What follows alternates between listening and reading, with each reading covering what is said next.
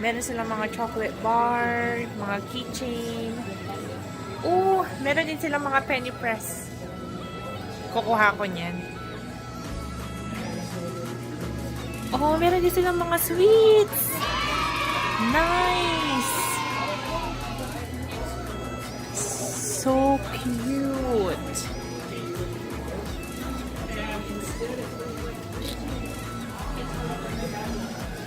Bags.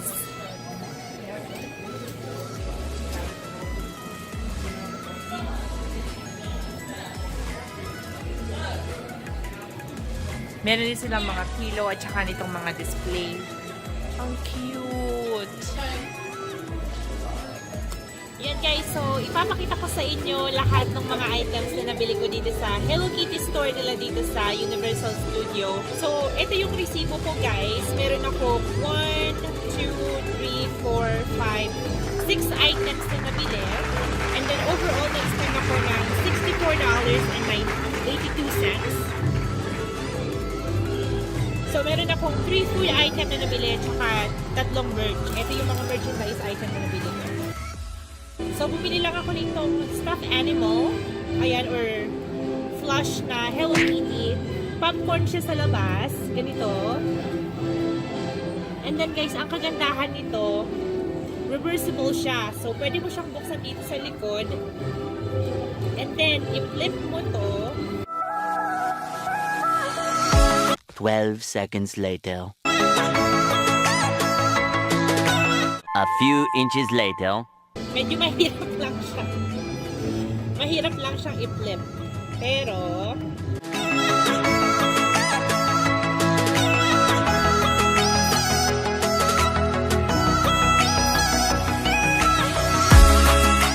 ayan. So, kapag flip mo siya, yung kabila niya, ganito yung itsura. O, diba?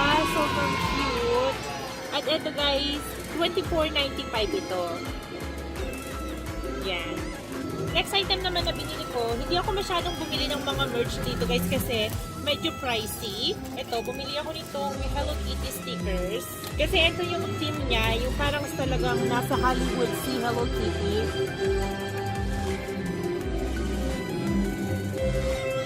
And I think ito guys, exclusive siya ng Universal Studio. So I don't think mabibili nyo to sa kahit saang store. Dito lang sa Universal Studio. And then, another item na binili ko, ito, pen lang siya. This one is $4.95. So, ball pen lang siya, guys. Tapos, ang kagandahan nito, ito, exclusive din siya ng Universal Studio, kaya binili ko. Nakalagay dito sa pinakaharapan niya, Hello Kitty. And then, sa kabila naman is Universal Studio. Ano ba? Sobrang cute. And then, ipapakita ko naman sa inyo yung 3 food items na binili ko. So, unahin ko na dito sa bag na to. Excited na. Ayan guys. So, bumili ako ng Hello Kitty cupcake. Ayan, nandyan yung mukha ni Hello Kitty. So cute. Chocolate cupcake. Diba? Sobrang cute. Kakainin ko na lang to pagdating namin dun sa bahay. Ayan. Next item naman, meron ako ditong binili na isang fudge. So, ito yung marshmallow, or I think Rocky Road. Isang piraso lang. Meron siyang marshmallow sa taas, tas may pecan. And then, meron din siyang bow dito. Yan, yung design, yung decoration niya. Diba? Ang cute. Balik ko lang dito sa plastic. At yung final item naman na binili ko dito. Tara! So, chocolate or apple covered with chocolate lang siya, guys. Oh, diba? Sobrang cute. So, meron siyang bow din dito ni Hello Kitty. Sa bahay ko na lang din kakainin.